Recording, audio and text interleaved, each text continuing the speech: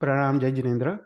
So welcome to the 42nd class of Tirthankar Charitra. So ये class में we'll continue with Dharmanath भगवान्स जीवन चरित्र. We'll start with मंगलाचरण. नमो हरियंतानम नमो सिद्धानम नमो आयरियानम नमो उज्जायानम नमो लोय सब सावरम ऐसो पंच नमुकारो सव पाव परासनो मंगलांच सव सिंह परममय मंगलम राग द्वेष विजेतारम ज्ञातारम विश्ववस्तु न सक्र पूज्य गिरामेशम तीर्थेशम श्रुतिमानये पन्नगे च सुरेंद्रे च कौशिके पाद संस्कृति निर्विशेष मनस्काय श्री वीर स्वामिने नमः अज्ञानां तिमिरान्धानां ज्ञान जननी शलाकया नेत्रमुन्मिलितं येन तस्मै श्रीगुरुवे नमः सर्वरिष्टप्रणाशाय सर्वभीष्टार्थदायिने सर्वलब्धिनिधानाय श्रीगौतम स्वामिने नमः ओंकारबिन्दुसंयुक्तं नित्यं ध्यायन्ति योगिना कामदं मोक्षणं चैव ओंकाराय नमो नमः। तो लास्ट टाइम हम लोग ज्योतिष देव के बारे में देख रहे थे। तो अभी तक हमने पूरे ज्योग्राफी, ये जैन ज्योग्राफी या जैन कॉस्मोलॉजी का हो, उसमें स्टार्टिंग से जब हमने स्टार्ट किया, हमने अधोलोक के बारे में देखा, उसमें 7 नरकावास। फिर उसके बाद हम मध्यलोक में हमने जो असंख्य द्वीप समुद्र है उसकी ज्योग्राफी देखी। उसके बाद ऊर्ध्वलोक में जो 5 अनुत्तर, 9 ग्रेवियक और 12 वैमानिक देवलोक के देव के बारे में देखा। और हम लास्ट क्लास में हम वापस मध्यलोक की तरफ आए और मध्यलोक में जो ज्योतिष देव है उनके बारे में हम देख रहे थे। तो लेट्स ब्रीफली रिवाइज हम लास्ट क्लास में हम क्या क्या देखा। तो मध्यलोक में हम जहाँ पे रहते हैं उसको समभूतल भूमि कहते हैं। इस समभूतल भूमि के 900 योजन ऊपर और 900 योजन नीचे, मतलब टोटल 1800 योजन्स को जो क्षेत्र है उसको मध्यलोक या तिरछालोक कहते हैं। तो ये जो ज्योतिष के देव है वो सभी मध्यलोक में वो आते हैं। तो ज्योतिष के देव टोटल 10 टाइप्स ऑफ ज्योतिष के देव है। उसमें जो अढ़ीद्वीप है, अढ़ीद्वीप के अंदर जो ज्योतिष के देव है वो सब चर है। चर मतलब मूविंग या मोबाइल। तो चंद्र, सूर्य, नक्षत्र, ग्रह और तारा, वो जो जम्बूद्वीप का जो मेरू पर्वत है उसकी वो प्रदक्षिणा देते हैं, इसलिए वो मोबाइल या चर है।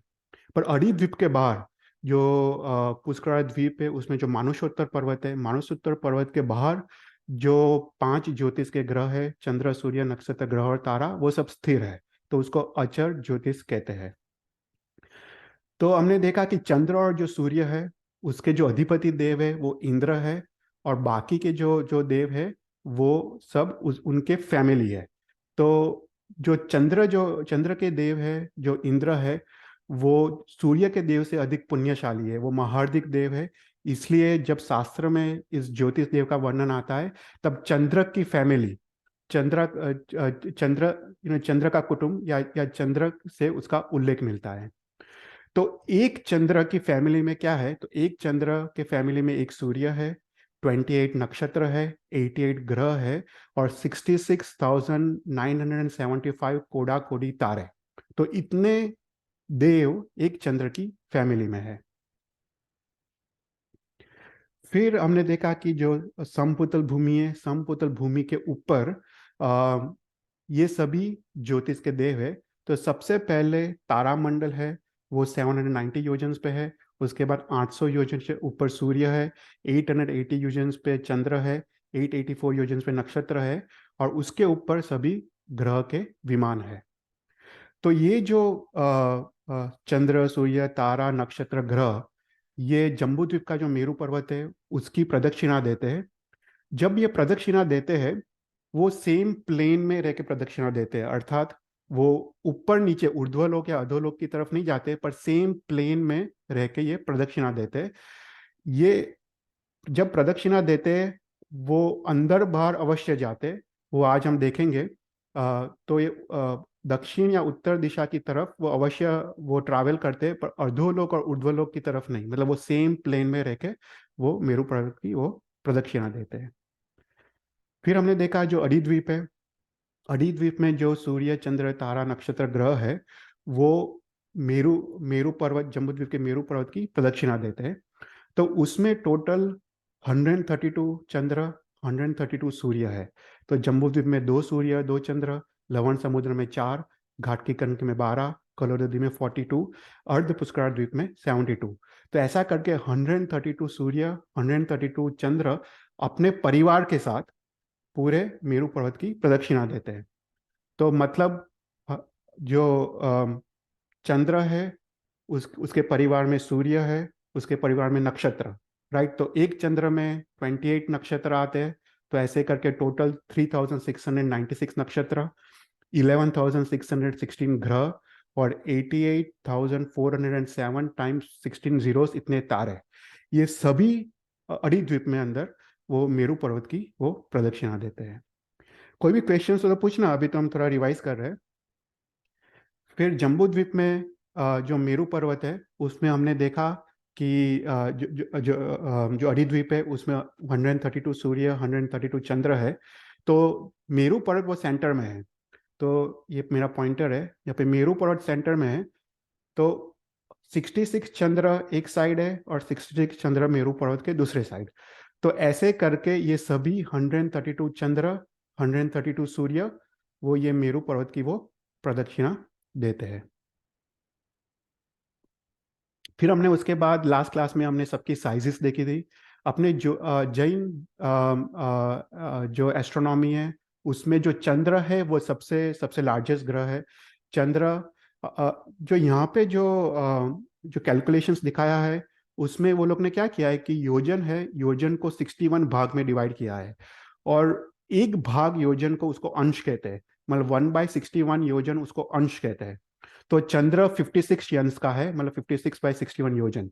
तो चंद्र की साइज 56 योजन, उससे छोटा सूर्य है वो 48 योजन, ग्रह वो हाफ योजन, नक्षत्र 1/4 योजन और तारा 1/8 योजन।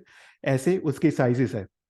अभी जो अड़ी द्वीप में जो जो ज्योतिष चक्र है, चंद्र सूर्य ग्रह नक्षत्र तारा, वो जो साइजेस है वो अड़ी द्वीप के बाहर जो ग्रह नक्षत्र है उससे उससे डबल है।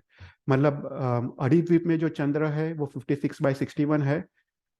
तो अड़ी द्वीप के बाहर 28/61, मतलब ये चंद्र सूर्य ग्रह नक्षत्र तारा उसकी साइज हाफ है।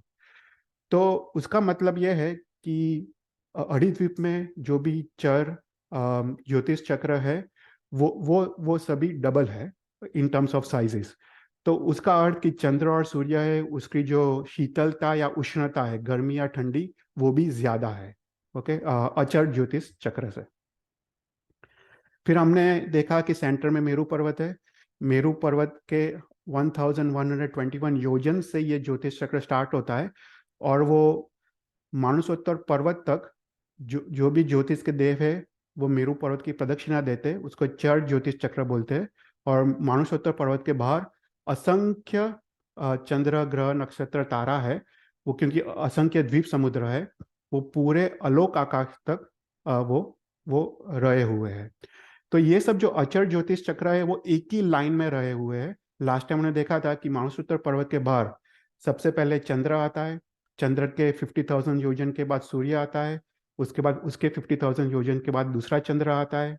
तो तो चंद्र और सूर्य के बीच 50,000 योजन अंतर है, तो दो चंद्र के बीच 100,000 और दो सूर्य के बीच 100,000 योजन का अंतर है। वो सेम अंतर मानसरोवर पर्वत से लेके असंख्य द्वीप समुद्र तक एक ही लाइन में वो सम श्रेणी में वो रहे हुए हैं। तो इसका अर्थ यह है कि जो अचर ज्योतिष चक्र है जो अड़ी द्वीप के बाहर है, वो चंद्र और सूर्य ग्रह नक्षत्र तारा सभी स्थिर है। मतलब जहाँ पे दिन है वहाँ पे सदाकाल के लिए दिन है, जहाँ पे रात है वहाँ पे सदाकाल के लिए वहाँ पे रात है। फिर उसके बाद जो ग्रह नक्षत्र तारे ग्रह ये जो भी है उसका shape it's more like half sphere जैसा शेप है। तो जब नीचे से देखते हैं वो गोलाकार दिखाई देता है, पर ऊपर वो फ्लैट है और इस फ्लैट में देवताओं की नगरिया का वसवाट है। ओके। फिर उसके बाद लिखा है शास्त्र में कि जो अचर ज्योतिष चक्र है उसमें जो सूर्य है, सूर्य और चंद्र वो स्थिर है, राइट। सभी सभी प्लैनेट्स ग्रह नक्षत्र सब स्थिर है। जो जो जो सूर्य है वो हमेशा पुष्य नक्षत्र में रहा हुआ है और जो चंद्र है वो हमेशा अभिजित नक्षत्र में वो रहा हुआ है। वो कांस्टेंट और फिक्स है। फिर उसके बाद हमने एक कैलकुलेशन देखा था कि अरिद्वीप में तो हमको पता है कितने सूर्य कितने चंद्र है, पर अरिद्वीप के बाहर कितने सूर्य कितने चंद्र है उसका कैलकुलेशन कैसे करने का, तो उसके उसके बारे में हमने देखा था कि पुष्कर द्वीप के बाहर पुष्कर समुद्र, वरुण द्वीप, वरुण समुद्र, ऐसे असंख्य द्वीप और समुद्र रहे हुए हैं। तो हमने एक फॉर्मूला देखा था, वो फॉर्मूला इट स्टार्ट्स विथ ये कलोदधी समुद्र। तो कलोनी समुद्र में 42 सूर्य और 42 चंद्र है। तो वो कैसे आते हैं? तो यू टेक द प्रीवियस घाटकीकन में जो 12 सूर्य चंद्र है, you multiply by 3, that is 36, and add the previous 4 + 2। तो ऐसा करके 42 सूर्य और 42 चंद्र कलोदधी समुद्र में है। फिर पुष्कर द्वीप में यू टेक 42 मल्टीप्लाई बाई 3, 126 हुआ, plus you add the previous 12 + 4 + 2, तो 142 144। उसमें से 72 अर्ध पुष्कर द्वीप में और 72 मानसरोवर पर्वत के बाहर। तो 72 वो चर है और 72 अचर है। तो ऐसा ही करके पुष्कर समुद्र में you take 144 multiply by 3 and add 42 + 12 + 4 + 2, तो 492 सूर्य चंद्र। वरुण द्वीप में 1680 सूर्य चंद्र। तो ऐसा करके यू कैन कैलकुलेट कि जो ये असंख्य द्वीप समुद्र है उसमें कितने सूर्य और कितने चंद्र रहे हुए हैं। तो जो भी चर ज्योतिष है वो मात्र अरिद्वीप में है। तो इसलिए अरिद्वीप में हम जो भी व्यवहार करते हैं, ये समय का, राइट, हम बोलते हैं कितने सेकंड्स हुए, इतने मुहूर्त हुए, इतने आवलिका हुई, इतने दिन हुए, अहोरात्रि हुई, राइट, जो भी हम कहते हैं वो इस प्लैनेट्स के हिसाब से होता है, सूर्य और चंद्र के मूवमेंट के हिसाब से, इसलिए उसको व्यवहार काल बोलते हैं। पर अरिद्वीप के बाहर जो भी काल है वो फिक्स है, उसको निश्चय काल बोलते हैं, क्योंकि सूर्य और चंद्र वो स्थिर है। तो वहां पे समय का प्रवर्तन एक दृष्टि से नहीं है, समय तो जा ही रहा है, पर जहाँ पे दिन है वहां पे दिन है, जहाँ पे रात है वहां पे रात है, इसलिए उसको निश्चय काल कहा जाता है। फिर उसके बाद लास्ट क्लास में देखा था कि जो 88 ग्रह है उसके नाम कौन से हैं, वो शास्त्र में लिखे हुए हैं। और उसके बाद 28 जो नक्षत्र है उनके नाम कौन से हैं, अभिजीत, श्रवण, धनिष्ठा, सतभिषा आदि 28 नक्षत्रों के नाम भी शास्त्र में लिखे हुए हैं। फिर उसके बाद हमने गति के बारे में देखा था कि चंद्र सबसे कम गति वाला है। जब वो मेरू पर्वत की प्रदक्षिणा देता है, चंद्र सबसे कम गति से देता है, उससे ज्यादा सूर्य, उससे ज्यादा ग्रह, उससे ज्यादा गति नक्षत्र और उससे ज्यादा गति वो तारा की होती है। फिर उसके बाद हमने देखा कि ये जो ग्रह, नक्षत्र, तारा, जो भी ये ज्योतिष चक्र है उसका शेप कैसा है। तो अर्ध स्फिरिकल है, ऊपर सपाट है, और यहाँ पे देवताओं की नगरी है। तो शास्त्र में कहा गया है कि ये जो चर ज्योतिष चक्र है उसको जो अभियोगिक देवता है उसको वो वाहन चालक का काम करते हैं। तो बोलते हैं कि चंद्र जो विमान है उसके 16,000 अभियोगिक देवता है। उसमें पूर्व दिशा में सिंह रूप में, दक्षिण दिशा में हाथी के रूप में, पश्चिम दिशा में बैल के रूप में, और फिर उत्तर दिशा में घोड़े के रूप में वो अभियोगिक देवता रह के ये चंद्र विमान को वो धारण करते हुए वो मेरू पर्वत की कांस्टेंट प्रदक्षिणा देते हैं। तो उनका वो काम है, अभियोगिक देवता मतलब नौकर चाकर देवता, वो कंटिन्यूअस अपने लाइफ टाइम के लिए इस विमान का वाहक का काम वो करते हैं। तो ऐसा करके तारा जो विमान है उसके 2000 अभियोगिक देवता है, सूर्य के 16,000, चंद्र के 16,000, नक्षत्र के 4,000 और ग्रह के 8,000। ऐसे अभियोगिक देवता ये ग्रह, नक्षत्र, तारा को लेके मेरू पर्वत की वो प्रदक्षिणा देते हैं। कोई भी क्वेश्चंस? तो यहां तक हमने लास्ट क्लास में देखा था। अभी हम ये क्लास में थोड़ा हम आगे बढ़ते हैं। तो ये क्लास में हम देखेंगे कि जो सूर्य विमान है वो मेरू पर्वत की कैसे प्रदक्षिणा देता है। राइट, हमने देखा कि जम्बू द्वीप में 2 सूर्य और 2 चंद्र है, तो उसका काफी डिटेल में शास्त्र में वर्णन किया गया है। तो हमने देखा कि जम्बू द्वीप है, जम्बू द्वीप में सेंटर में मेरू पर्वत है, वो 1,00,000 योजन ऊंचा है और उसका डायमीटर 10,000 योजन है। तो 2 सूर्य और 2 चंद्र मतलब मेरू पर्वत के एक साइड एक चंद्र, दूसरे साइड दूसरा चंद्र, एक साइड एक सूर्य और दूसरे साइड दूसरा सूर्य, वो मेरू पर्वत की वो प्रदक्षिणा दे रहा है। तो टोटल अरीब द्वीप में 132 सूर्य, 132 चंद्र है। उसमें मेरू पर्वत के एक साइड अगर हाफ करो तो 66 चंद्र, और दूसरे साइड 66 चंद्र। ऐसे जो जम्बू द्वीप का जो मेरू पर्वत है उसकी प्रदक्षिणा दे रहा है। अब ये जो प्रदक्षिणा दे रहा है वो पूरे परिवार के साथ प्रदक्षिणा दे रहा है। मतलब 132 सूर्य, हर एक चंद्र के 28 नक्षत्र, हर एक चंद्र के 88 ग्रह, और 66,565 कोड़ा कोड़ी तारे के साथ ये जम्बू द्वीप मेरू पर्वत की वो प्रदक्षिणा दे रहा है। तो अब वो जो प्रदक्षिणा जो दे रहा है, हमने देखा कि वो सेम प्लेन में रह के वो प्रदक्षिणा दे रहा है, राइट। तो आज हम सूर्य के बारे में देखेंगे। तो सूर्य जो मेरू समभूतल भूमि से 800 योजन ऊपर रह के वो प्रदक्षिणा दे रहा है। तो ये सूर्य ऊर्ध्व और अधो दिशा में नहीं जाता है, वो सेम प्लेन में रह के, पर वो अंदर बाहर वो जाता है। ओके। तो अंदर बाहर जो वो जाता है उसको मांडला कहते हैं। ओके। तो तो हमने देखा जम्बू द्वीप में 2 सूर्य और 2 चंद्र है, राइट। तो ये जो मेरू पर्वत के एक साइड एक सूर्य है, दूसरा साइड एक सूर्य है। तो जब सूर्य जब कर्क राशि में है, कर्क राशि मतलब वो जून जुलाई का समय, जो अभी का समय है वो कर्क राशि है। तो सूर्य मेरू पर्वत के सबसे पास में होता है जून जुलाई के समय में। तो अभी पीक समर है, राइट। वो अपने जो जो अपना भरत क्षेत्र है उससे सबसे पास में है। तो कर्क राशि में जब सूर्य होता है वो मेरू पर्वत के एकदम सबसे पास में होता है। पर जैसे जैसे वो एक राशि से दूसरे राशि की तरफ वो जाता है, कर्क के बाद सिंह, सिंह के बाद कन्या राशि, ऐसा करते करते कन्या के बाद तुला राशि, फिर धन राशि, फिर वृश्चिक, फिर मकर, ऐसा करके वो बाहर की तरफ वो जाता है। तो उसका जो पाथ है वो सर्कुलर पाथ है। तो ऐसा करके ये जो पाथ उसको मांडला कहते हैं। तो टोटल 184 मांडला है। तो ये दोनों सूर्य जब कर्क राशि में है वो दोनों मेरू पर्वत के एकदम सबसे पास में है। और जैसे जैसे वो जून जुलाई से लेकर जनवरी तक जब मकर राशि में प्रवेश करता है वो बाहर की तरफ वो जाता है, और वो सबसे बाहर के मांडले में वो प्रवेश करता है। ओके।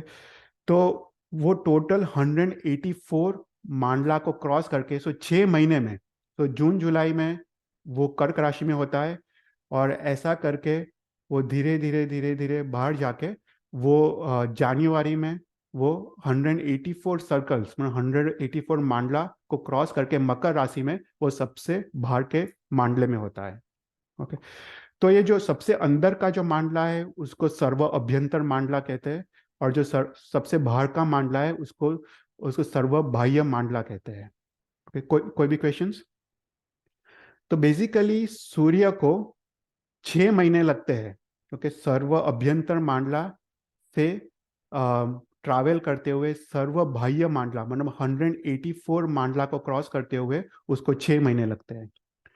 तो ये जो मोशन है बाहर से बाहर का, अ, वो सूर्य मेरू पर्वत, दोनों सूर्य मेरू पर्वत के दूर होते जाते हैं, और उसको दक्षिणायन कहते हैं।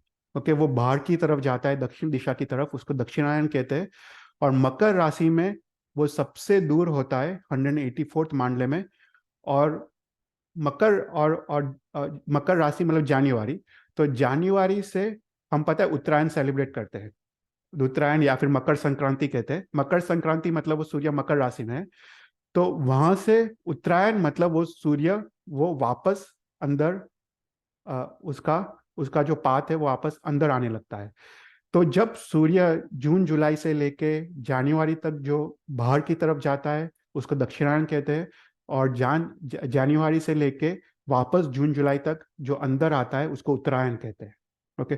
तो बाहर की गति उसको दक्षिणायन, अंदर की गति उसको उत्तरायण कहते हैं।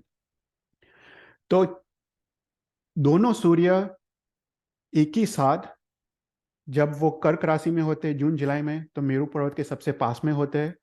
और वो जून जुलाई से लेके उनको 6 महीने के समय में वो मेरू पर्वत के सबसे दूर जाते हैं, वो 184 मांडले को क्रॉस करके सबसे दूर जाते हैं, और उसको 6 महीना लगता है, और वापस नेक्स्ट 6 महीने में जनवरी से लेके वापस जून जुलाई तक वो वापस अंदर की तरफ आते हैं, तो उसको उत्तरायण कहते हैं। तो कोई भी क्वेश्चंस?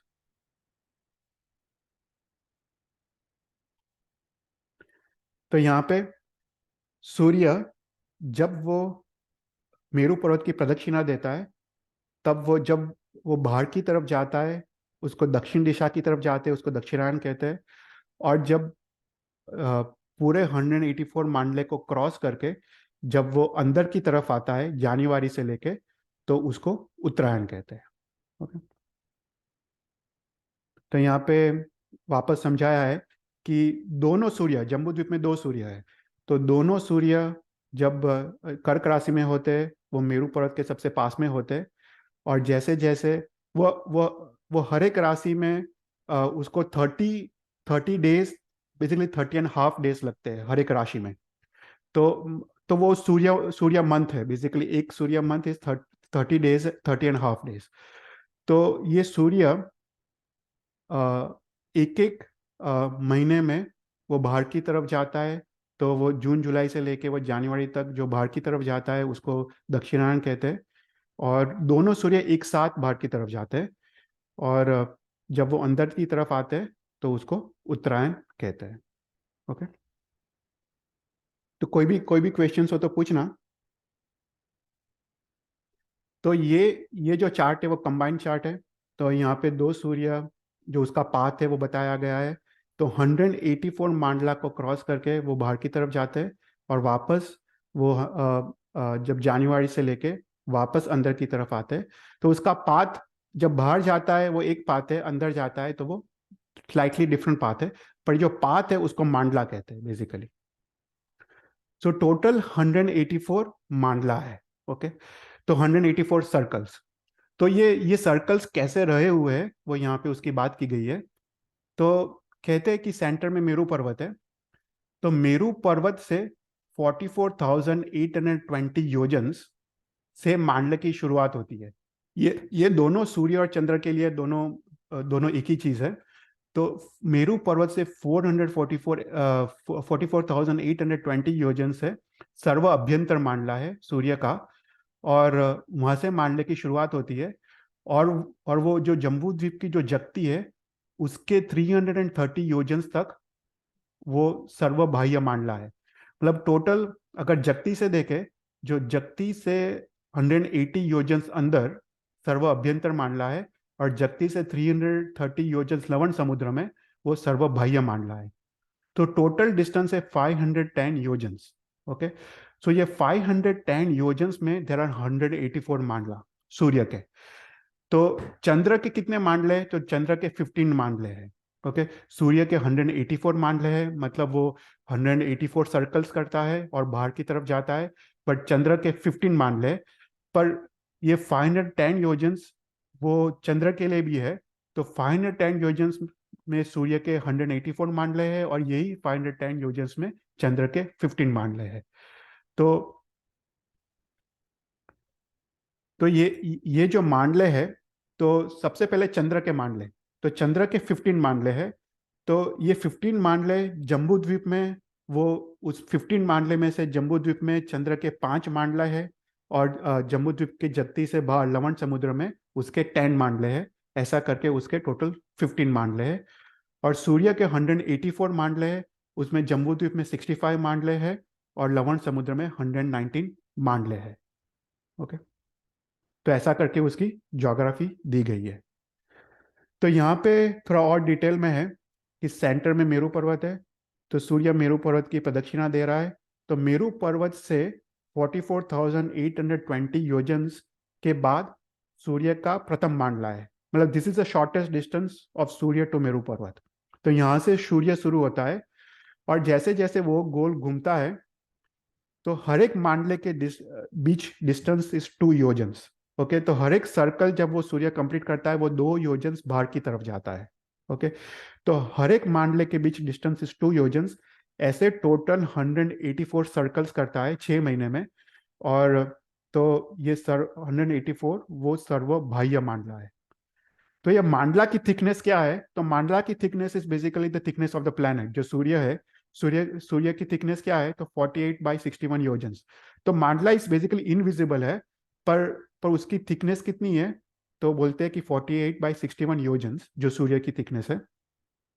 तो हर एक मांडला के बीच दो दो योजन का अंतर है। ओके, तो यहाँ पे लिखा है कि हमने जो बात किया है कि कर्क राशि से स्टार्ट करके कर्क, सिंह, कन्या, तुला, वृश्चिक, धन और फिर लास्ट में मकर। तो ऐसा करके 6 राशि को क्रॉस करके वो सर्व बाह्य मांडले, सर्व अभ्यंतर मांडले से लेके सर्व बाह्य मांडले तक जाता है। और मकर राशि से वापस वो आके मकर, फिर कुंभ, मीन, मेष, वृषभ, मिथुन और फिर कर्क, ऐसा करके वापस वो सर्व बाह्य मांडले से लेके सर्व अभ्यंतर मांडले की तरफ वो आता है। तो 6 महीने में सूर्य सर्व अभ्यंतर मांडले से सर्व बाह्य मांडला जाता है, और वापस 6 महीने में सूर्य सर्व बाह्य मांडले से सर्व अभ्यंतर मांडले की तरफ आता है। राइट, तो टोटल उसको सर्व अभ्यंतर से सर्व बाह्य मांडले के जाते हुए उसको 183 डेज लगते हैं, और वापस सर्व बाह्य से सर्व अभ्यंतर मांडले के आते हुए उसको वापस 183 डेज लगते हैं। इसलिए एक वर्ष कितना है? 183 डेज प्लस वापस 183 डेज इज 366 डेज। तो ऐसा करके 366 डेज का एक साल है, उसमें 6 साल और दोनों सूर्य बाहर जाते हैं, वापस 6 साल में दोनों सूर्य अंदर की तरफ आते हैं। कोई भी क्वेश्चंस? तो बेसिकली दक्षिणायन में क्या होता है? सबसे पहले वो सर्व अभ्यंतर मांडले में होता है, उसके बाद वो 182 बीच के मांडले को क्रॉस करके वो सर्व बाह्य मांडले की जाता है। तो दक्षिणायन में इट ट्रेवल्स 184 मांडला, वापस उत्तरायण में वो सर्व बाह्य मांडला से स्टार्ट करके बीच में 182 मांडले को क्रॉस करके सर्व अभ्यंतर मांडले में आता है। तो टोटल वापस 184 मांडला। राइट, तो दक्षिणायन में 184 मांडला को क्रॉस करता है, और उत्तरायण में भी 184 मांडले को क्रॉस करता है। पर अगर तुम पूरा साल का देखो तो पूरे साल में वो सर्व अभ्यंतर मांडला को एक बार क्रॉस करता है, फिर बीच में जो 182 मांडले है उसको 2 बार क्रॉस करता है, जब बाहर जाता है तब एक बार और अंदर आता है तब एक बार, और सर्व बाह्य मांडले को भी एक बार। तो सर्व अभ्यंतर और सर्व बाह्य मांडले में वो एक एक बार होता है, और बीच के जो 182 मांडले हैं उसमें वो 2 बार होता है। Right? तो यहाँ पे लिखा है जो हमने बात किया, 182 मांडला प्लस सर्व बाह्य मांडला, वो उसको वो दक्षिणायन है, उसको क्रॉस करते हुए तो 183 मांडला को क्रॉस करते हुए 183 दिन लगते हैं, और वापस उत्तरायण में 183 मांडला को क्रॉस करते हुए 183 डेज लगते हैं। तो टोटल 183 डेज प्लस 100 तो 366 डेज। तो एक सूर्य मास मतलब 12 राशि है, 12 महीने हैं, तो एक सूर्य मास इज 30 डेज, 30.5 डेज। ऐसा करके एक सूर्य का मास है, मतलब मंथ है, एक सूर्य का मंथ है। राइट, फिर लिखा है कि उसको एक मांडला मतलब एक सर्कल करते हुए कितना समय लगता है? तो शास्त्र में लिखा है 60 मुहूर्त। राइट, एक एक मुहूर्त मतलब 48 मिनट्स, तो 60 मुहूर्त मतलब 48 आवर्स। राइट, अभी हम देखें कि 2 दिन। तो ये जो सूर्य है वो यहाँ से स्टार्ट होके वो एक सर्कल जब क्रॉस करता है, राइट, पूरा वापस यहाँ पे आता है, तो उसको 60 मुहूर्त मतलब 48 आवर्स लगते हैं। सिमिलरली दूसरे सूर्य को भी वो यहाँ से स्टार्ट होके यहाँ तक एक सर्कल कंप्लीट हुए 60 मुहूर्त मतलब 48 आवर्स। तो इसका मतलब क्या हुआ? देखो, अगर हम लॉजिकली सोचे, हम भरत क्षेत्र में, हम यहाँ पे है दक्षिण में, तो हम जो आज का दिन है, जो जो सूर्य है वो यहाँ पे ट्रैवल करके वो 24 आवर्स में वो आधा मांडला को क्रॉस करता है। राइट, वो 48 आवर्स में पूरा सर्कल करता है, मतलब 24 आवर्स में वो आधा सर्कल क्रॉस करता है, और दूसरे 24 आवर्स में दूसरा आधा सर्कल क्रॉस करता है। तो उसका मतलब जो आज का दिन है, जो आज का सूर्य है, वो कल का सूर्य अलग है। ओके, क्योंकि कल का सूर्य, जो आज का सूर्य है, वो 24 आवर्स में वो उत्तर की तरफ चला गया, पर जो दूसरा सूर्य है जो उत्तर में था वो दक्षिण की तरफ आया। तो उसका मतलब हम अगर हम आपको पता हो तो हम बोलते हैं कि आज का सूर्य इज डिफरेंट देन टुमारो सूर्य, राइट। तो आज का जो सूर्य है वो कल का सूर्य अलग है, तो ऑल्टरनेट होता है, राइट। तो एवरी 24 आवर्स जो आज का सूर्य है वो आधा सर्कल क्रॉस करता है, और दूसरा जो सूर्य वो वापस आधा सर्कल क्रॉस करता है। तो ऐसा करके उसको 60 मुहूर्त, एक सूर्य को 60 मुहूर्त या 48 आवर्स लगता है एक मांडला, मतलब एक सर्कल को क्रॉस करते हुए। तो कोई भी क्वेश्चंस?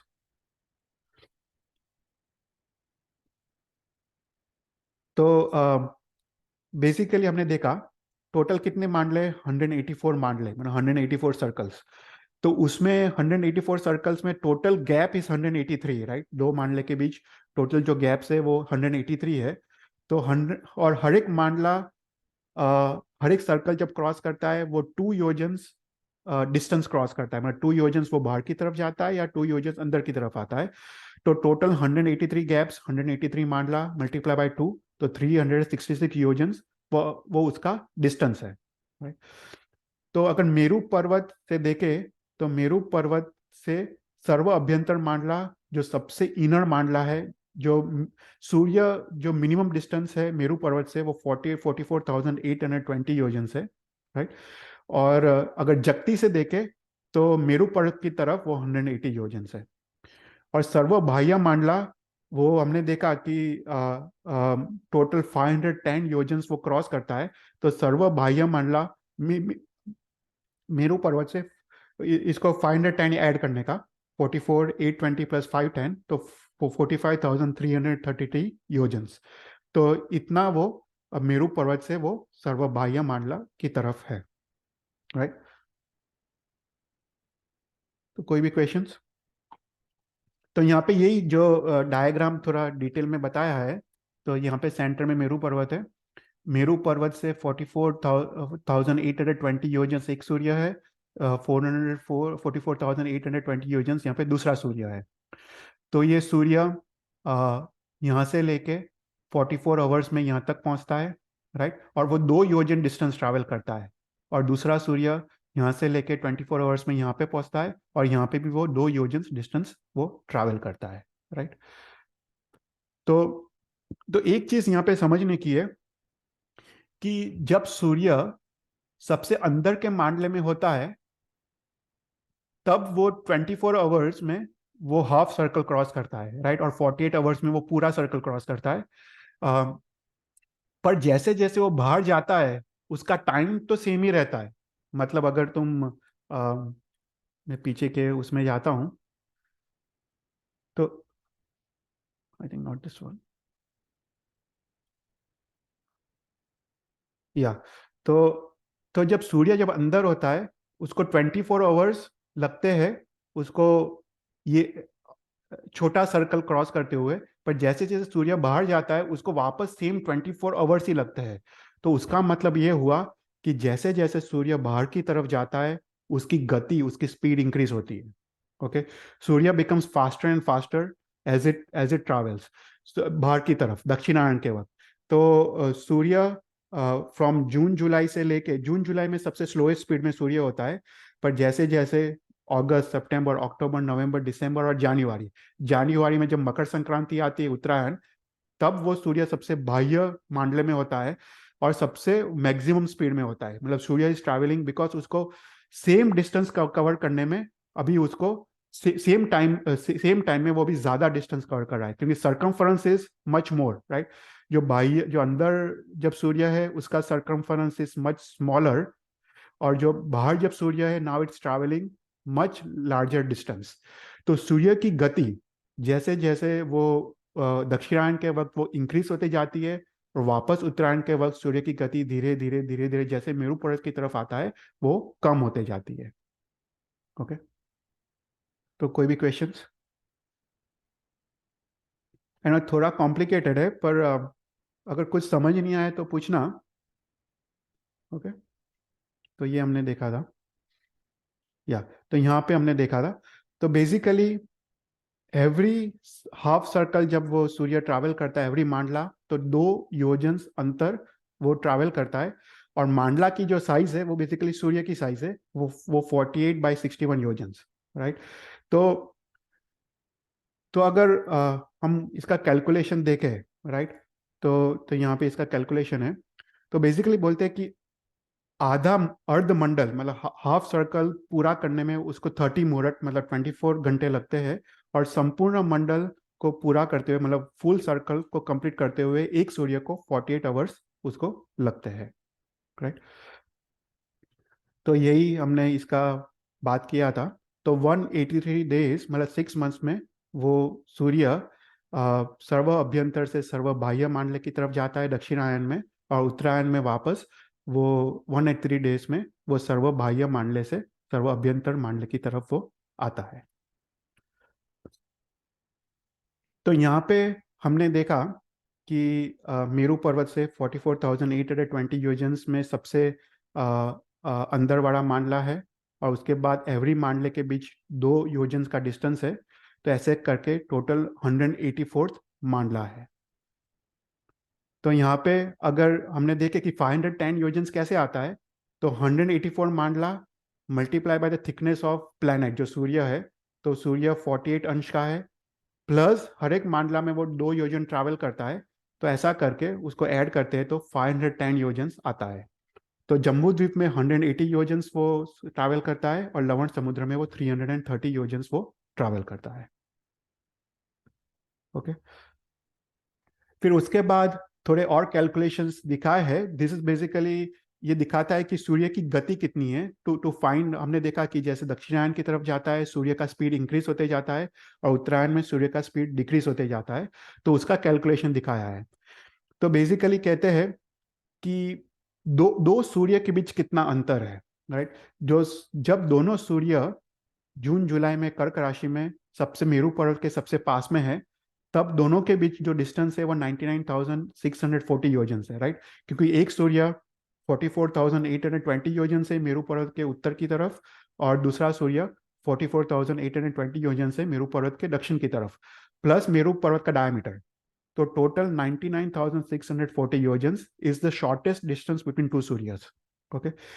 अभी वहां से दोनों सूर्य 48 आवर्स में वो दूसरे मांडले में जाते हैं, वापस 48 आवर्स में थर्ड मांडले में जाते हैं। ऐसे करते करते अगर एक मांडला क्रॉस हो तो कितना डिस्टेंस इंक्रीज होता है। तो बोलते हैं कि 2 योजन्स, राइट। एक सूर्य का दो मांडले के बीच जो डिस्टेंस है वो 2 योजन है। तो 2 योजन्स प्लस 2 योजन्स प्लस द थिकनेस ऑफ दोनों सूर्य, तो टोटल 5 योजन्स और 35 अंश। तो एक मांडले में मतलब एवरी 24 आवर्स उनका जो डिस्टेंस है वो इतना इंक्रीज होते जाता है। ओके। तो 5 योजन्स और एंड 35 अंश दो दो सूर्य के बीच वो डिस्टेंस इंक्रीज होते जाता है। ऐसा करते करते जब सूर्य सर्व बाह्य मांडले में होता है उसका डिस्टेंस है 100,666 योजन, मतलब 510 योजन तुम ऐड करो दोनों के बीच। तो this is the shortest distance between दो सूर्य, and this is the longest मतलब largest distance between the two सूर्यस। ओके। तो अभी जब सूर्य, राइट, वो मेरू पर्वत के सबसे पास में होता है, जब ये जून जुलाई का समय है, तब बोलते हैं कि दिन कितना है 18 मुहूर्त का है और रात 12 मुहूर्त का है, राइट। क्योंकि सूर्य इज क्लोजेस्ट टू भरत क्षेत्र। तो उस समय 18 मुहूर्त मतलब 14.5 आवर्स का दिन है, और 12 मुहूर्त मतलब 8 या 9 आवर्स का रात है। तो जब दोनों सूर्य जब मेरू पर्वत के एकदम पास में होते हैं, दिन 18 मुहूर्त का है और रात 12 मुहूर्त का है। और जैसे जैसे सूर्य बाहर की तरफ जाता है जनवरी में सबसे दूर होता है, तब यह उल्टा हो जाता है, दिन 12 मुहूर्त का और रात वो 18 मुहूर्त का होता है। तो यहाँ पे बेसिकली एक और कैलकुलेशन दिखाया है कि हमने देखा कि सूर्य जब सबसे पास में होता है तब दिन 18 मुहूर्त का है, और सूर्य जब सबसे दूर होता है तो दिन 12 मुहूर्त का है। तो मतलब 6 महीने में उसको 6 मुहूर्त की हानि या वृद्धि होती है, राइट। मतलब उसको 6 महीने लगते हैं, तो 6 महीने में दिन 6 मुहूर्त इधर कम होता है या 6 मुहूर्त ज्यादा होता है। तो यहाँ पे बोलते हैं कि 183 डेज मतलब 6 महीने में 6 मुहूर्त का डिफरेंस आता है, तो एक दिन में कितने मुहूर्त का डिफरेंस आएगा। तो कैलकुलेशन के हिसाब से 1 मिनट एंड 35 सेकंड्स। तो अगर आज का तुम पंचांग देखो तो एवरी डे जो सनसेट और सनराइज का समय है वह 1 मिनट एंड 35 सेकंड्स इंक्रीज या डिक्रीज होगा, राइट। तो अभी एक चीज आश्चर्य की है कि ये जो कैलकुलेशन है it perfectly matches with our panchang, right. मतलब जो आज का जो साइंस है, आज का जो एस्ट्रोनॉमी है, जो एक सूर्य को मानता है, राइट। पर अपने में तो ये इतना डिटेल में कैलकुलेशंस दिए है, और हम वी आर कैलकुलेटिंग एवरीथिंग। तो हमारा जो समय का आता है, राइट, सनसेट और सनराइज, एवरी डे इतना 1 मिनट एंड 35 सेकंड्स का डिफरेंस आता है, राइट। वो एग्जैक्ट साइंस के साथ वो मैच होता है, राइट। कोई भी क्वेश्चंस?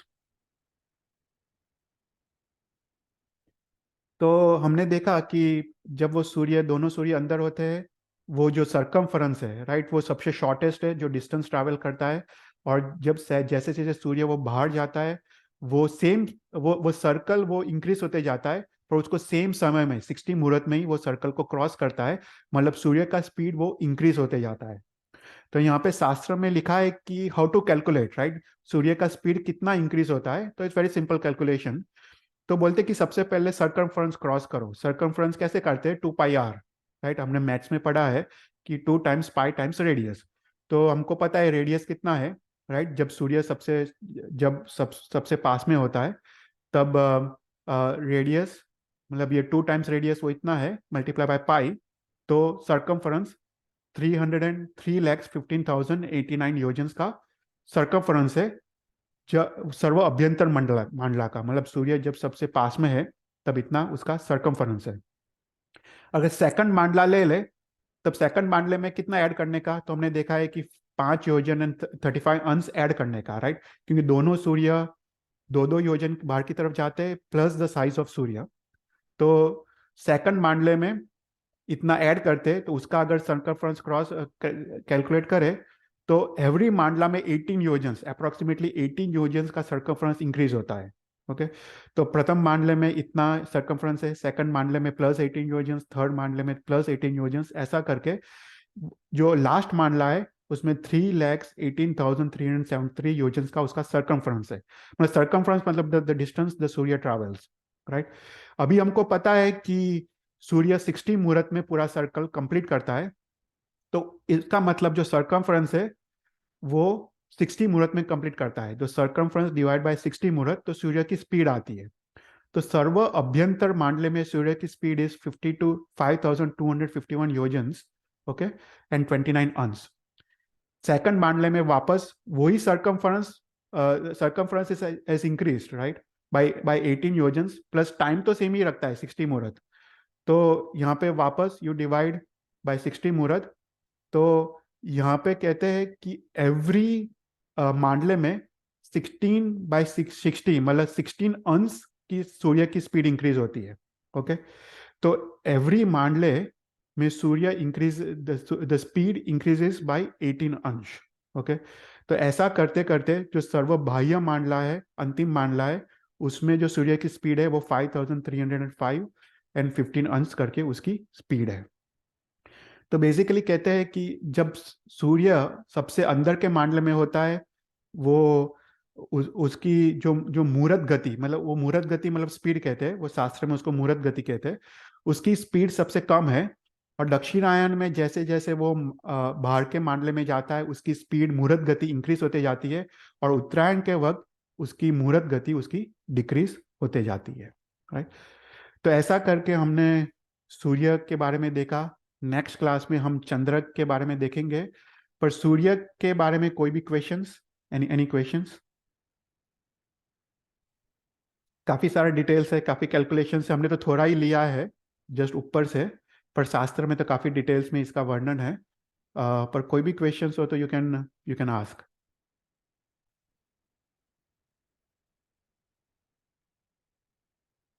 ओके, ठीक है। तो अभी हम विल स्टार्ट विद धर्मनाथ भगवान का जीवन चरित्र।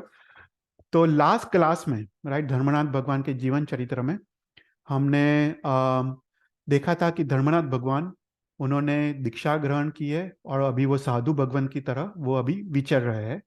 और हमने पैरेलल में हमने जो फिफ्थ वासुदेव है पुरुष सिंह, और फिफ्थ बलदेव है सुदर्शन, और फिफ्थ प्रति वासुदेव है निशंभु, उनका भी जीवन चरित्र देखा।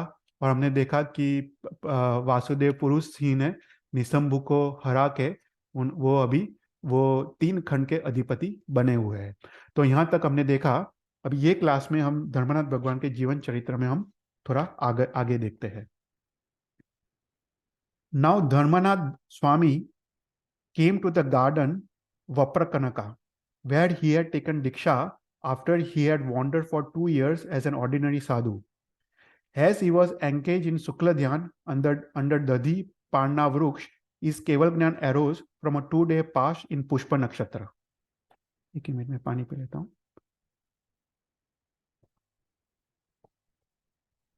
Bhagwan delivered Deshna in a divine Samosaran to 43 Gandhars, Arishta, and so on. Originating in that Chaturvid Sangh, Kinnar, a three-faced with a tortoise for a vehicle, red in color, with the right hands holding a citron and a club, and one in a position bestowing fearlessness, and left hands holding lotus and mala, became Dharmanath Bhagwan's Yakshini. Likewise, originated Kandarp, fair in body, with a fish for a vehicle, adorned with right hands, carrying a blue night blooming lotus, and god, and with one left hand carrying a lotus and the other one in a position bestowing fearlessness, became Bhagwan's Yakshini, always near the Bhagwan. Always attended by them, wandering over the earth, one day Bhagwan approached the city Ashwapur. At once, Devs made a Samosaran with the Ashok Vruksh, 540 Dhanushya tall. Bhagwan entered there, did Pradakshina of the Chaitya Vruksh, did Vandan to the Chaturvid Sangh, and sat down on the eastern lion throne. Then the Vyantar Dev made images of the Bhagwan and placed on the jewel lion throne in other 3 directions. The Sangh entered and remained in their proper places in Samosaran. The animals within the middle wall and vehicles within the third. Agents wide-eyed went quickly to Purusasena and informed that Bhagwan was in Samosaran. He gave 12.5 crores of silver to them and went to Samosaran, accompanied by Baldev Sudarshan. After doing Pradakshina of Bhagwan and doing Vandan with devotion, Purusasena sat down behind elder brother and behind Sakrendra. During Vandan, again to the Bhagwan, Sakra, Vasudev and Baldev joyfully with devotion did the stuti of Bhagwan as follows. Be victorious, moon for the delight of Chakor Pakshi, sun to the darkness of wrong belief, Dharmanath. For a long time, you wandered as an ordinary sadhu. Nevertheless, you are free from dosh. Possessing infinite knowledge, you destroy beliefs of mithyatvi. The impurity of karma of creatures, of whose atma are completely bathed by water of your deshna, departs instantly. Neither from the shade of the clouds, nor from the shade of the trees, does heat subside as from your feet. Though hostile, the 3 worlds have met here in one place in Samosaran like brothers because of your power. Brother of the world, protect us who has no other protector. Again and again, we ask you for this. May our minds become the bees at your lotus feet. After this stuti, Sakra, Vasudev and Baldev became silent and Dharmanath Bhagwan delivered the Deshna. ये अभी धर्मनाथ भगवान का देशना शुरू होता है। ये काफी अच्छा देशना है। उन्होंने 4 कषाय पे देशना दी है। ओके, धर्मनाथ भगवान की पहली देशना वो 4 कषाय पे है। द सोर्स ऑफ मोक्ष is 3 jewels, Jnana, Darshan and Charitra. Understanding in accordance with the principles is Jnana. Right belief is Samyak Darshan. And abandonment of all the sensorable activities is Samyak Charitra. If anyone knows the Atma in himself by himself because of freedom from Mithyatva, that itself is a right conduct, right knowledge and right belief. This Atma as a body from the union with karma may become perfect, spotless, having its karma destroyed by the fire of Dhyan. The same Atma overcome by Kasais is Sansar, and when it overcomes Kasais is Moksha. Kasais are of 4 types: Krodh, Man, Maya, Lobh, and each are of 4 types: Swanjalan, Pratyakhanya, Apratyakhanya, and Nikachit. Swanjalan Kasai lasts for 2 weeks. Pratyakhan for 4 weeks, Apratyakhan for 1 year, and Nikachit for the birth. They produce the birth of Devgati, Manushya animal, Tiryanj and Narak respectively. तो सबसे पहले अभी anger के बारे में बात कर रहे हैं. Anger causes pain. Anger is the cause of hostility. Anger is path of to Durgati. Anger destroys happiness. First, when anger is produced, it burns its own abode like a fire. Afterwards, it does or does not burn the other things. Tap acquired by crores of purvas is consumed immediately by the fire of anger.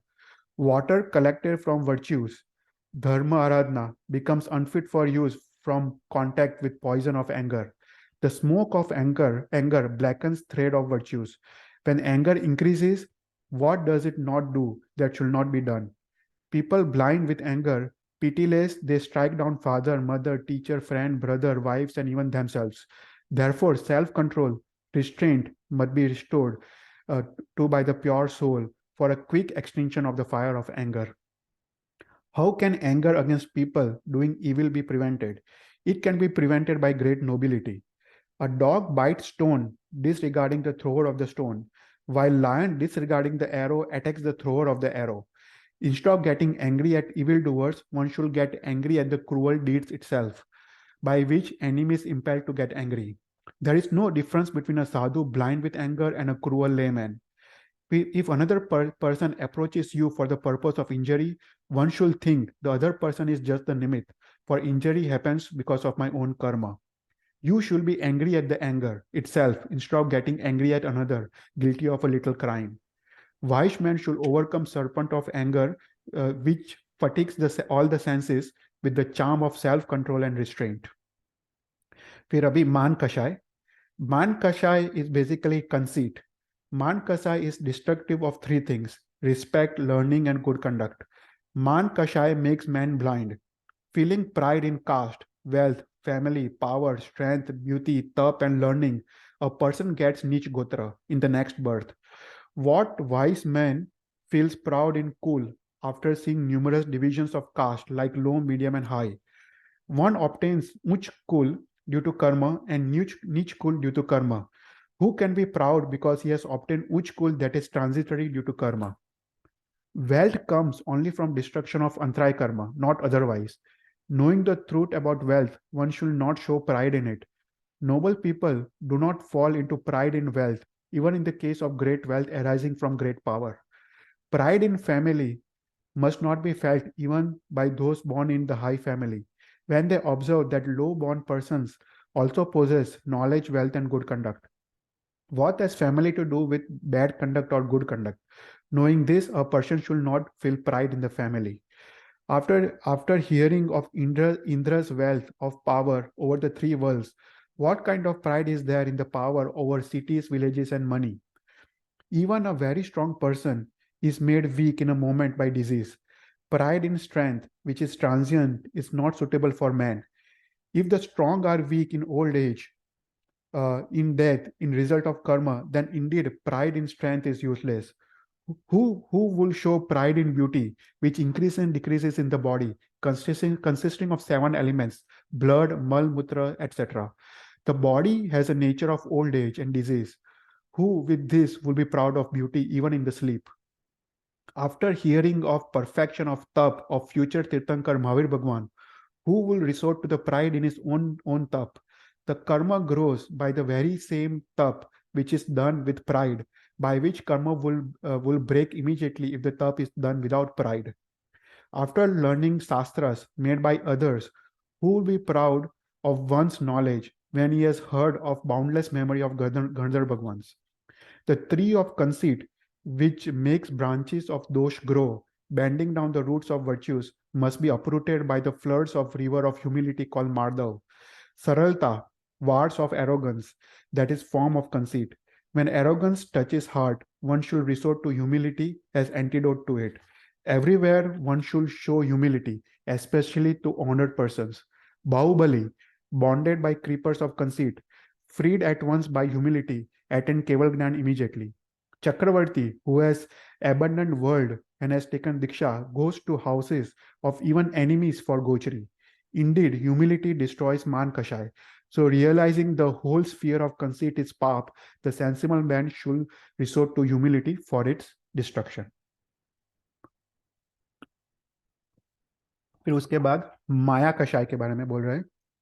Deceit or Maya is the mother of untruthfulness, the axe to the tree of good conduct, the birthplace of ignorance, the cause of low condition of existence in sansar. Persons who are clever at crookedness, evil through deceit, hypocritical, deceiving the world, certainly deceive themselves also. Kings deceive people because of greed for wealth. Brahmins who are empty within deceive people by charms. Deceitful merchants deceive simple people by using false weights and measures. Husband, wife, father, sons, full brothers and sisters, friends, masters, servants, and others to defraud each other by deceit.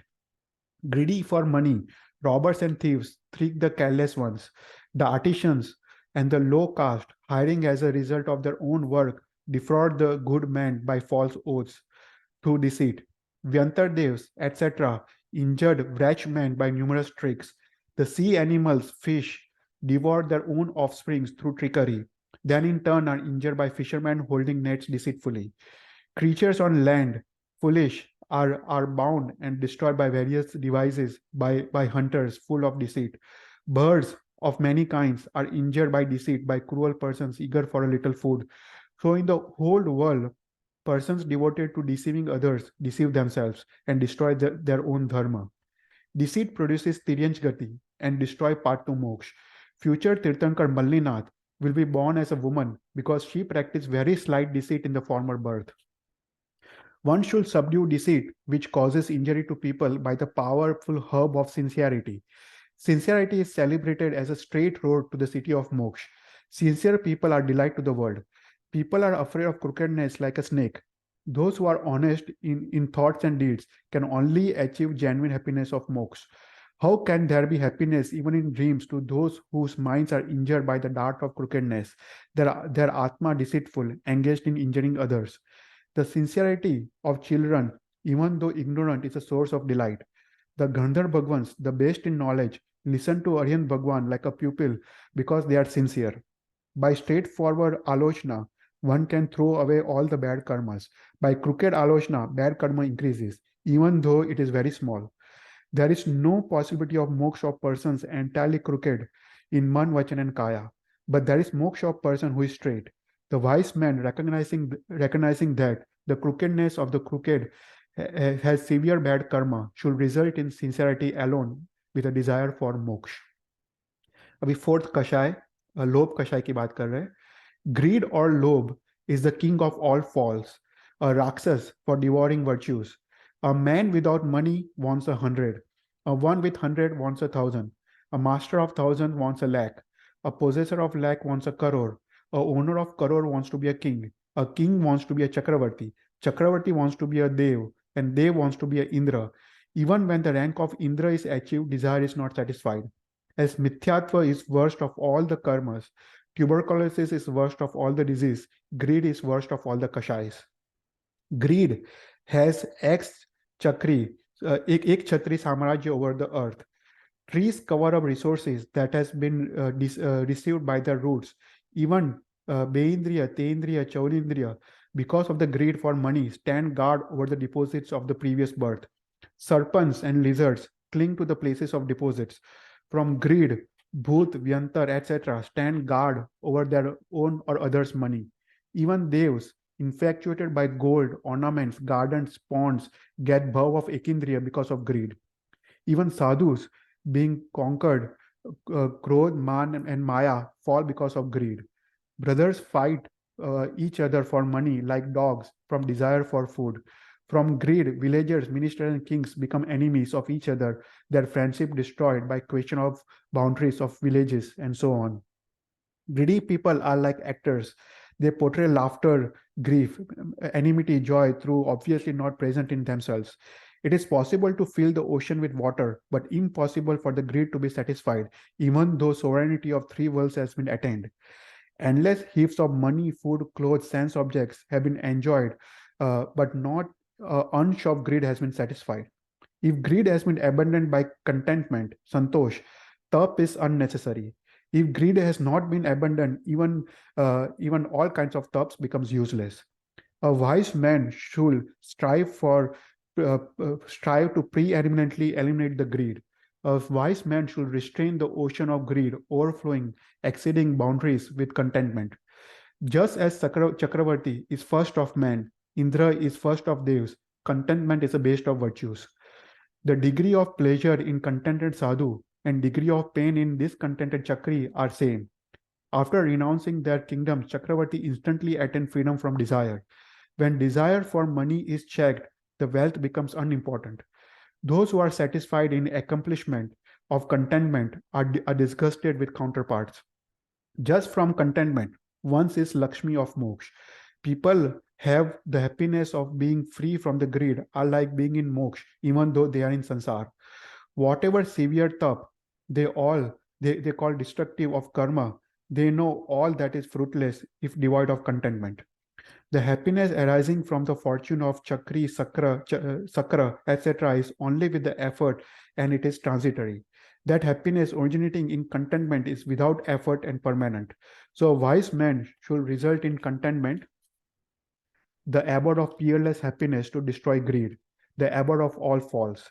Thus, thus the one whose four kasais are conquered through in this world shares the happiness of moksha, and in the next world he certainly attains imperishable moksha. After hearing the Deshna on kashais, many persons took Diksha. Vasudeva attained right belief. Baldev became a Shravak. Bhagwan finished Deshna at the end of first prayer. Then Arishta, the first of Gandhar, delivered Deshna resting on Bhagwan's footstool. He finished Deshna at the end of second prayer. Then doing Vandan, Sakra, Vasudeva and Baldev went away. Dharmanath Bhagwan wandered over the earth from place to place. 64,000 sadhus, 62,400 sadhvis, 900 Chaudpurvis, 3,600 Avdi Gnanis, 4,500 Manapura 4,500 Keval Gnanis, 700 Munis with Vaikriya Labdhi, 2,800 Vadis, 240,000 Shravaks, 413,000 Shravikas formed Bhagwan's Chaturvid Sangh as he wandered for 2.5 lakhs less 2 years from the time of his Keval Gnan. Knowing that it was time for his moksha, Bhagwan went to Summit Shikhar with 800 Munis and fasted. At the end of 1 month, on the 5th day of bright half of Jeshta, the moon moving in Pushpa, Bhagwan went to moksha with Munis. The Devs, Sakras and others at once held Nirvan festival of Dharmanath Bhagwan and Sadhus. Dharmanath's Nirvan was 4 Sagropams from Anantnath Bhagwan's Nirvan. The Bhagwan lived for 2.5 lakhs of years as prince.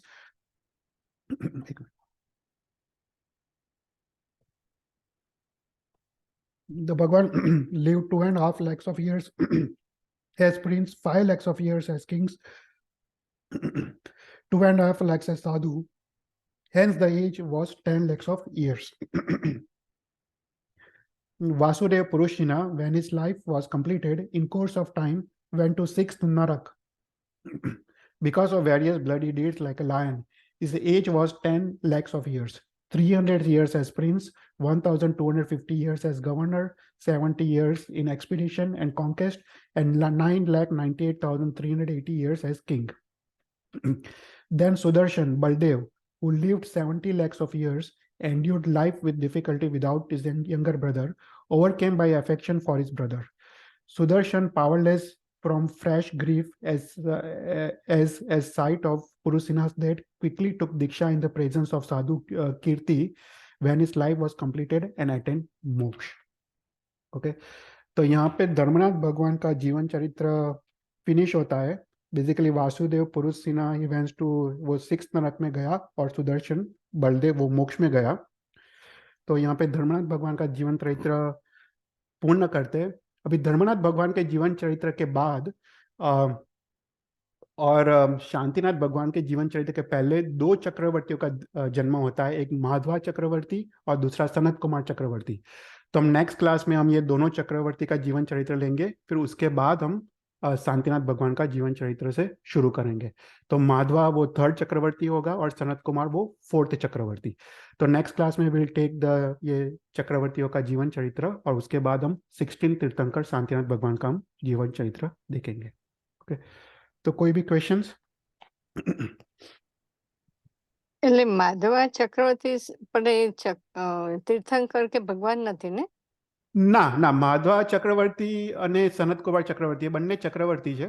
હા, પણ આપણે જેવી રીતે મતલબ ઓર્ડરમાં જઈએ છીએ ને, 63 લાખા પુરુષ ચરિત્ર, તો એ રીતે જ આપણે લઈશું. કારણ કે અત્યારે આપણે વાસુદેવ, અત્યારે 5th વાસુદેવ પત્યા, એટલે આપણે તો વિચારીએ તો આદિનાથ ભગવાનમાં પ્રથમ ભરત ચક્રવર્તી હતા, પછી અજીનાથ ભગવાનમાં સેકન્ડ સાગર ચક્રવર્તી, પછી 3 to 11 માં કોઈ પણ નથી. સંભવનાથ, અભિનંદન, સુમતિ, પનોર, સુપાર, ચંદ્ર, સુવિધિ, શીતલ, શ્રેયાંશ. તો એ કન્ટિન્યુઅસ છે, કોઈ વાસુદેવ ચક્રવર્તી કોઈ નહીં. પછી 11th પછી સ્ટાર્ટ થાય છે ત્રિપૃષ્ઠ વાસુદેવ, જે ભગવાન મહાવીરના જીવ, અચલ, ભ્રાતા, એટલે આ first set, first Vasudev, first પ્રતિવાસુદેવ અને ફર્સ્ટ બળદેવ. પછી 12th વાસુપૂજ્ય, એમાં સેકન્ડ સેટ. પછી થર્ડ, હા, પછી વાસુપૂજ્ય, પછી વિમલનાથમાં પછી ફરતી થર્ડ, અને પછી અનંતનાથમાં આ ફોર્થ, વાસુદેવ બળદેવ, અને ધર્મનાથમાં 5th. એટલે ધર્મનાથ જીવન ચરિત્રમાં 5, 5th વાસુદેવ, 5th પ્રસિદ્ધ વાસુદેવ અને 5th બળદેવ નું જીવન ચરિત્ર ફિનિશ થાય છે. પણ ધર્મનાથ ને શાંતિનાથ વચ્ચે 2 ચક્રવર્તીઓ થાય છે. એટલે ધર્મનાથ ભગવાન ની હયાતીમાં એક માધવા ચક્રવર્તી હતા, અને ધર્મનાથ ભગવાનના નિર્વાણ પછી સનતકુમાર ચક્રવર્તી, જે એકદમ ફેમસ છે, સનતકુમાર ચક્રવર્તી. તો એ બેનું જીવન ચરિત્ર આવે છે, પછી શાંતિનાથ ભગવાનનું જીવન ચરિત્ર આવે છે. એટલે આપણે એ રીતે આપણે આગળ કન્ટિન્યુ કરીશું. બરાબર, સરસ, બહુ જ સરસ. કોઈ ક્વેશ્ચન્સ?